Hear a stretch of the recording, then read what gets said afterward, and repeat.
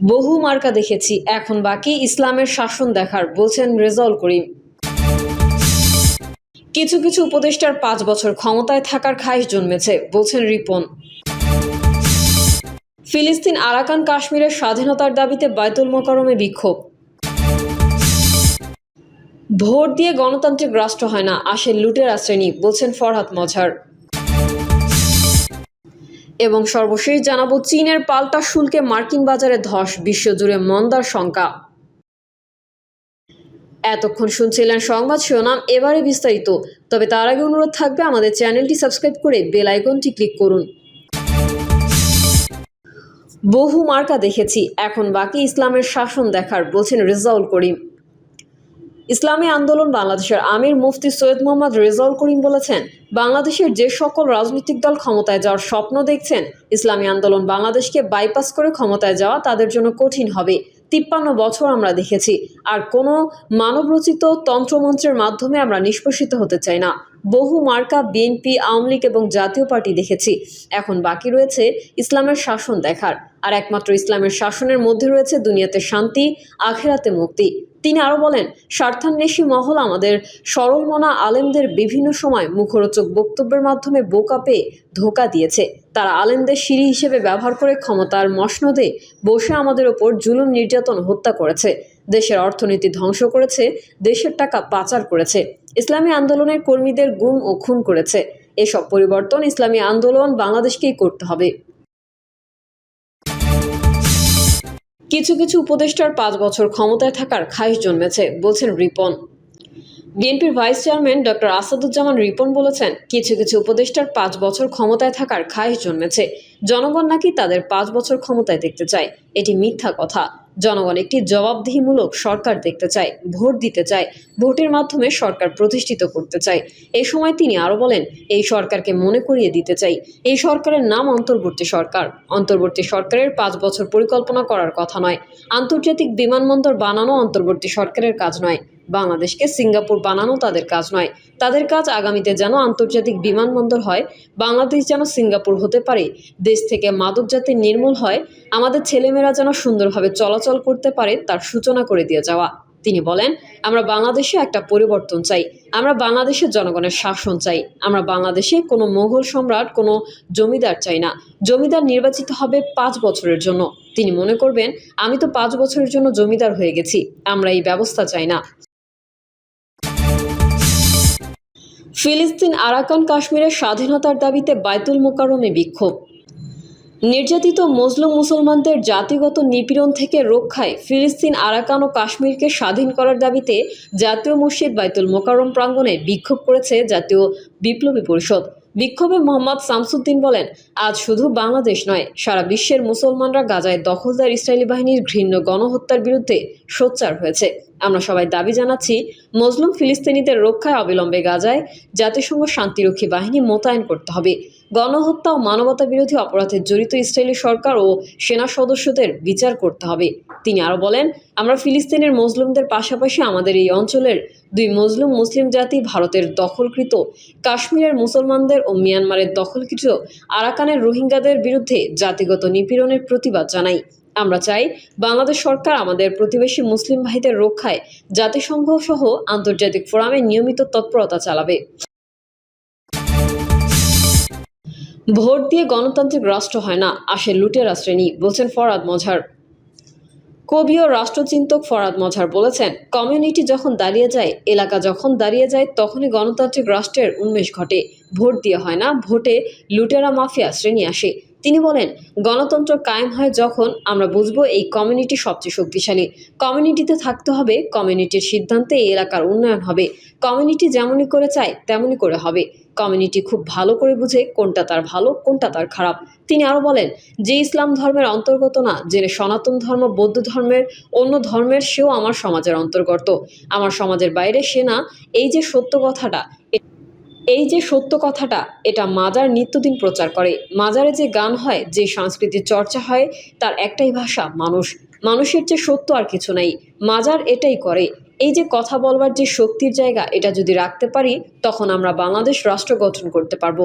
শক্তিশালী বাংলাদেশ গঠন করতে জনগণকে লাগবে উল্লেখ করে এই রাষ্ট্রচিন্তক বলেন, জনগণকে বাদ দিয়ে উপর থেকে চাপ দিয়ে রাষ্ট্র গঠন করা যায় না। আমাদের উপদেষ্টা ফারুকী এটা খুব ভালো করে বুঝেন যে জনগণকে বাদ দিয়ে রাষ্ট্র গঠন করা যায় না। ফরহাদ মোছার বলেন, মাজার আমাদের মনে করিয়ে দেয় স্মৃতি গুরুত্বপূর্ণ। আমরা যখন এই স্মৃতির উছিলায় একত্রিত হই, মানুষটা নাই কিন্তু মানুষের স্মৃতি আছে। সেটা কি? তার কাজ, তার আমল। মানুষ নশ্বর, মৃত্যুকে সে কখনোই এড়াতে পারবে না। সে মরবেই, কিন্তু সেটা যেটা রেখে যায় সেটা হচ্ছে আমল। মাজার শেখায় তোমার জীবন তুচ্ছ, তোমার আমল সবার আগে। জুলাই জাদুঘর ভিন্ন আঙ্গিকে নির্মাণ করা হচ্ছে জানিয়ে সংস্কৃতি উপদেষ্টা বলেন, আমরা জুলাই জাদুঘর করছি। সাধারণত জাদুঘর যেমন হয় এটা তেমন হবে না। এই জাদুঘরে যারাই যাবেন তারা জুলাই আগস্টের বেদনার ভিতর দিয়ে ভ্রমণ করবেন। আমার বিশ্বাস, যখন জাদুঘর থেকে বের হয়ে আসবেন তখন তিনি হাঁটতে পারবেন না, তার পা ভারী হয়ে আসবে। আমরা চেষ্টা করব জুলাই জাদুঘরে যেন আপনাদের সমস্ত বেদনা লিপিবদ্ধ থাকে। চীনের পাল্টা শুল্কে মার্কিন বাজারে ধস, বিশ্বজুড়ে মন্দার শঙ্কা। চীন শুক্রবার যুক্তরাষ্ট্র থেকে আমদানি করা পণ্যের ওপর সর্বোচ্চ 125% শুল্ক আরোপ করেছে। এই সিদ্ধান্ত মার্কিন প্রেসিডেন্ট ডোনাল্ড ট্রাম্পের চীনা পণ্যের ওপর শুল্ক 145% বাড়ানোর জবাব হিসেবে এসেছে। বাণিজ্য যুদ্ধের এই পাল্টাপাল্টি সিদ্ধান্ত বৈশ্বিক সরবরাহ ব্যবস্থায় মারাত্মক বিঘ্ন সৃষ্টি করবে এবং বিশ্ব অর্থনীতিতে মন্দার আশঙ্কা আরও বাড়িয়ে দিয়েছে। ব্রিটিশ বার্তা সংস্থা রয়টার্স এই খবর জানিয়েছে। বৃহস্পতিবার ট্রাম্প অল্প সময়ের জন্য কয়েকটি দেশের ওপর শুল্ক স্থগিত রাখার ঘোষণা দিলেও তা বাজারে স্থিতি ফেরাতে পারেনি। শুক্রবার বিশ্বের শেয়ার বাজারগুলো আবারও নিম্নমুখী হয়ে পড়ে। ডলার দুর্বল হয় এবং মার্কিন সরকারি বন্ডের দাম আরও পড়ে যায়। বিপরীতে বিনিয়োগকারীদের নিরাপদ আশ্রয় স্বর্ণের দাম পৌঁছে যায় রেকর্ড উচ্চতায়। জেনাস হেন্ডারসনের গ্লোবাল মাল্টি অ্যাসেট প্রধান অ্যাডাম হেডস বলেন, 2 সপ্তাহের আগের তুলনায় এখন মন্দার ঝুঁকি অনেক বেশি। শুক্রবার এশীয় শেয়ার বাজারগুলো ওয়াল স্ট্রিটের ধারাবাহিক পতন অনুসরণ করে।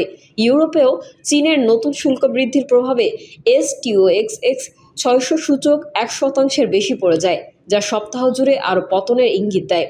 কোভিড-19 মহামারীর প্রথম দিকের পর এতটা অস্থিরতা আর দেখা যায়নি। ক্যাপিটাল.কমের জ্যেষ্ঠ বিশ্লেষক কাইল রড্ডা বলেন, যে পতন ঘটছে তা বিপজ্জনক। মুদ্রা ও বন্ড বাজারের পতন কখনোই ভালো বার্তা দেয় না। এটি শুধু প্রবৃদ্ধির ধীরগতির নয়, বরং কাঠামোগত অনিশ্চয়তার প্রতিফলন। মার্কিন ট্রেজারি সেক্রেটারি স্কট বেসেন্ট বৃহস্পতিবার বাজারের অস্থিরতাকে তেমন গুরুত্ব না দিয়ে বলেন, অন্যান্য দেশের সঙ্গে বাণিজ্য চুক্তি মার্কিন অর্থনীতিতে স্থিতিশীলতা ফেরাবে।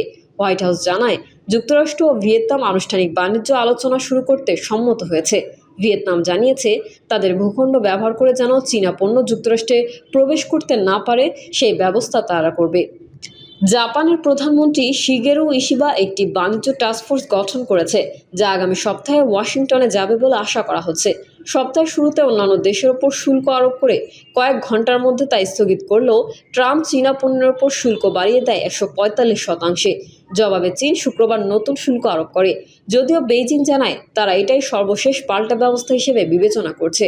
চীনের অর্থ মন্ত্রণালয় জানায়, যুক্তরাষ্ট্র যদি আরও শুল্ক আরোপ করে তা অর্থনৈতিকভাবে কোনো অর্থ বহন করবে না এবং ইতিহাসে এটি একটি তামাশা হিসেবে পরিণতি হবে। তবে তারা এটাও বলেছে, যুক্তরাষ্ট্র যদি কেবল সংখ্যার খেলা খেলেই যায়, চীন আর সেই খেলায় অংশ নেবে না। এর মাধ্যমে চীন অন্য ধরনের পাল্টা ব্যবস্থা নেওয়ার ইঙ্গিত দিয়েছে। হোয়াইট হাউসে বৃহস্পতিবার ট্রাম্প সাংবাদিকদের বলেন, তিনি মনে করেন চীনের সঙ্গে একটি চুক্তি সম্ভব এবং তিনি চীনা প্রেসিডেন্ট শি জিনপিংকে দীর্ঘদিনের বন্ধু হিসেবে সম্মান করেন। তিনি বলেন, শেষ পর্যন্ত এমন একটি সমাধান আসবে যা উভয় দেশের জন্য ভালো হবে। বেইজিং স্পেনের প্রধানমন্ত্রী পেদ্রো সানচেনের সঙ্গে সাক্ষাতে চীনের প্রেসিডেন্ট শি জিনপিং বলেন, বাণিজ্য যুদ্ধে কোনো পক্ষই বিজয়ী হয় না। চীন ও ইউরোপীয় ইউনিয়ন একত্রে কাজ করে একতরফা বল প্রয়োগের বিরুদ্ধে অবস্থান নিতে পারে। যুক্তরাষ্ট্রের শুল্ক স্থগিত রাখার সিদ্ধান্ত ইউরোপীয় ব্যবসায়ীদের তেমন আশ্বস্ত করতে পারেনি। ইউরো ডলারের মান বাড়ায় ইউরোপীয় পণ্য বিশ্ববাজারে প্রতিযোগিতায় পিছিয়ে পড়ে। শুক্রবার ইউরো তার 3 বছরের সর্বোচ্চ মানে পৌঁছে যায় ডলারের বিপরীতে এবং 11 বছরের মধ্যে সর্বোচ্চ হয় চীনা ইউনিয়নের বিপরীতে। ফরাসি প্রেসিডেন্ট ইমানুয়েল ম্যাক্রো একে নাজুক বিরতি হিসেবে উল্লেখ করে বলেন, এই 90 দিনের বিপরীতে মানে 90 দিন অনিশ্চয়তা আমাদের দুই পারের সব ব্যবসা প্রতিষ্ঠানের জন্য। ইউরোপীয় ইউনিয়ন বৃহস্পতিবার তাদের পাল্টা শুল্ক স্থগিতের ঘোষণা দেয়। তবে জার্মানির অর্থমন্ত্রী জোয়ার কুকিস বলেন, যদি আলোচনায় অগ্রগতি না হয় তবে আমরা ফের প্রতিক্রিয়া নিয়ে ভাবতে বাধ্য হব। প্রিয় দর্শক, এই ছিল এখনকার সর্বশেষ সংবাদ। আপডেট ও সংবাদ পেতে চ্যানেলটি সাবস্ক্রাইব করে বেল আইকনটি ক্লিক করুন। কমেন্টে আপনার মতামত জানিয়ে আমাদের সাথেই থাকুন। ধন্যবাদ সবাইকে। আল্লাহ হাফেজ।